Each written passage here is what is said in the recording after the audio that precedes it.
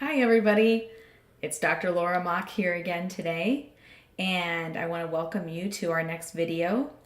Obviously, I have a guest today, and this is my husband. Hello.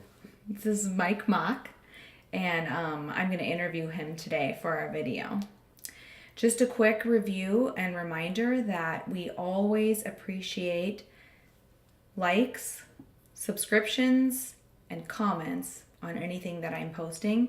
It helps me be more visible to the interwebs, and that helps me to stay available as a coach to you in the future. And I always really, really appreciate it. It makes me feel really special, even when you just give me a like. I like you. Oh, I like you too. Aww. Does that count? It does. I do feel special. Thanks, honey. Awesome. Okay. So today we are going to be talking a little bit about my journey in being coached. And my journey in learning about coaching is probably going to be a little bit different than yours, just because of how everything started for me. But you'll probably find some veins of similarity as well, especially if you're a dentist and a practice owner. A lot of times people end up going through very similar journeys. And when I talk about journeys, what I mean is we go down a spiral of unhappy thoughts because we are holding ourselves to a standard of perfection, and we're trying so hard to keep our business afloat and be the best for our patients and our team and ourselves, and we get really exhausted and burned out. And a lot of us turn to something called buffering. And when I say buffering, what I mean is we start to hide from our own feelings using either substances or some type of stimulus that distracts us from the negative feelings. So for some people, buffering might be shopping or alcohol, food, Netflix. What else? Exercise. I've seen people get really crazy with gotta exercise all the time, almost to the point of insanity. Yeah. So anyway, what we're going to do today is I'm going to ask questions for Mike about how things went for me, because I want him as an outsider of my mind anyway, to report how things went. And then if you find that it sounds similar or like a journey that you're going through already and you want some help, then you can contact me. I have been receiving a lot of responses from my videos and my article. I'll post a link to the article that I wrote online for the Dental Entrepreneur Women's Magazine. There's a lot of people reaching out to me these days. I haven't completely eliminated free coaching yet. But now the free coaching is the first session, and for right now that is absolutely still available. So a lot of people benefit just from one session, and it's absolutely free. There's no obligation. So if you want to do a free session with me, you can ask Mike. I'll be giddy when you sign up for it. I get really excited. Yeah. It's totally nerdy, but all right, so let's go ahead and get started. Thank you for being here, by the way. Of course, no problem. So, Mike, I was just wondering if you could tell our listeners, kind of from your perspective, what was happening with me starting maybe like 12 or 13 or 14 months ago up until this summer when I discovered coaching. Well, I think there'd been a couple of issues going on. One, work stresses, trying to run a practice, trying to deal with patients, trying to keep the business afloat. And there's changes and challenges going on at work as well, which you always have anytime you're dealing with people, and certainly employees. It can be challenging. And then just with your own wants and desires, where you were wanting to be let to weigh less, basically, just to be kind of blunt. You weren't happy with the way your body was at the time. You weren't happy with the weight that you're at. And, some of those things may have been interrelated, but those are probably two things that really stick out in my mind. And there's probably, a little bit of buffering going on when you came home for various things. So, yeah, so that's kind of what was going on. From my perspective, I think you're absolutely right. And I think especially the weight thing was a constant problem for me. Just not actually the number of pounds that I weighed, because it actually didn't matter how many pounds it was. Even when I did my bikini contest, I spent most of that time significantly smaller than I ever had been, but still ashamed of my body. Right. Except for maybe the last week or so. I was like, I finally made it. But also just sort of mixed in with those feelings of shame about my body was feelings of shame about my ability to be the best dentist possible. Did you see that sometimes? Yeah, certainly.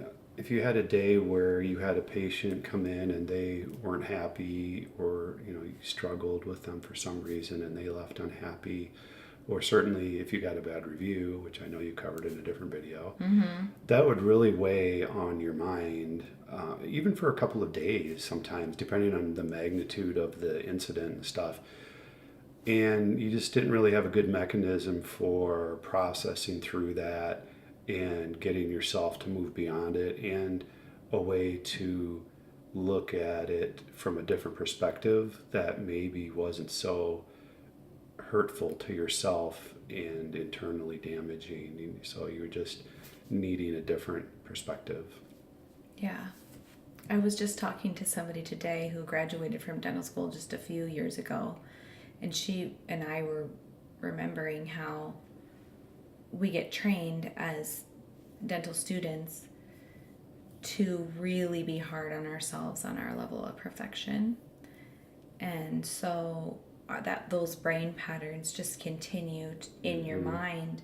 Yep. And if someone's not happy with you, or if the contour of your restoration is unacceptable, or so many things, the only person that you can blame is yourself, and you just keep on, Yep. beating yourself down. And then that makes you feel like you need to buffer more. Not that I was thinking to myself, I should buffer this feeling away, but I was absolutely turning to something. Well, right, because you're trying to do something to help yourself feel good. Yeah. And whether that was food or wine or both or whatever, you're just, after a hard, emotional, grinding type of day, you're like, I just want to feel good for a little while. I want something that feels nice. Yeah. And, in small doses, that's probably okay. But certainly when it becomes a ongoing habit, and or the food becomes excessive or very calorie dense, or the booze becomes a lot, then there's probably something going on that you need to look at. Sure. So what did you think when I told you that I was going to start getting coached? Do you think that was weird or excessive, or? No, I thought it was awesome, because I'd seen some of the struggles that you'd had, and I'd seen you not be able to process in a constructive manner through some of these things.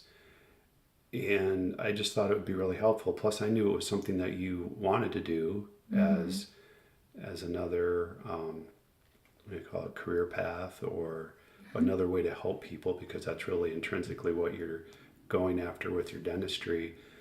And when you told me you wanted to do it, I thought, wow, this could be really cool.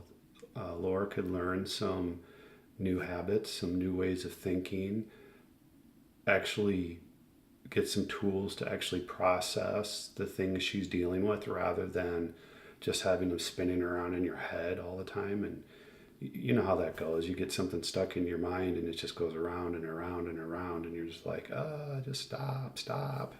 Yeah. So, the coaching, I thought there was a lot of benefits that could be had there. Even if you had tried it and didn't really pursue it for very long, I still think you would have benefited from it. So once I started doing it and like coaching myself and being coached, what kind of changes did you see in me? Well, one of the big things is, I think, is just you're better able to process your emotions and to manage your emotions and to really internalize the fact that the things that you feel are products of your thoughts and that you can change what you feel based on how you perceive the situation. And that whole concept was something that I know you had struggled with in the past. And honestly, most people struggle with it. I mean, nobody really teaches us in high school or college or anywhere how to process and manage emotions. It's really unfortunate, at least in our culture, that we don't do that. Mm-hmm. But I knew that once you reached a point where you could do that, it would definitely help with your mood. It would help with just your sense of well-being. It gives you a powerful set of tools for dealing with problems and dealing with them in a constructive manner rather than something that's tearing you down. Yeah. I definitely think what you said is true. I feel like I've been able to process things like disappointing someone or looking at my body or being a leader in a much different way now, kinder to myself, but also not like accepting mediocrity at all, but just Right. understanding how I get better or move forward without the disrespect to myself, and maybe with some compassion and understanding. Yeah, definitely. People tend to be hard on themselves a lot. I mean, it's a common saying that we are all, or most of us anyway, are our own worst critics. And that tends to be true, but it misses the point where, as you mentioned, you can use the skills that you've learned to figure out how to get better and do a better job next time rather than just simply beating yourself down or saying, oh, I can't do this, or I'm a failure, or any number of self-defeating thoughts that can run through your mind. Instead, you can step back and analyze what happened and visualize what you'd like to have happen and say, okay, now what can I do to get from where I was at to where I'd like to be? And that's powerful. It really Yeah. is. Do you think that our relationship has changed at all since I started Oh, getting yeah. coached? Yeah, and that was kind of my little secret little thing in the back of my mind when you said you wanted to do some coaching because, we get along really well. Probably, well above your average couple. And I'm not saying it just to brag, but I'm just saying it's there. But that doesn't mean everything's perfect. We occasionally have some misunderstandings or disagreements or whatever, just like anybody does. But now, since you're better able to process your emotions and process your thoughts and to keep your mindset moving in a positive direction, it definitely helps in the relationship. It helps with those types of conflicts. It helps the conflict resolution be more constructive. It helps prevent those negative feelings that you get inside when your relationship is stressing you out. There's a lot of good stuff. Yeah. Can I tell you about a thought model that I did about you? Oh, sure. So, anyone who knows me outside of my videos would know that Mike is an avid hunter. And, hunting is something that's limited by the calendar year and also the weather and other factors like your 2 or 3 jobs that you have. Yeah, work and weather and family commitments and all kinds of things. Yeah. And usually during the hunting season, over the months that it happens, I grow more and more resentful of Mike spending his time hunting instead of home with us. And this year, when it got to be sort of that irritating time, I came up with a new thought about your hunting. Oh yeah. Do you want to hear what it was? Well, what'd you decide? I decided to tell myself that one of my favorite things about you is that you love nature and being outside. I wouldn't want to change that about you, and that you really love me more than you love hunting, but you can only hunt during certain times. So my sentence was, he loves being outside, and I love that about him. He loves me too, and right now he's doing this thing because it's limited. Mm-hmm.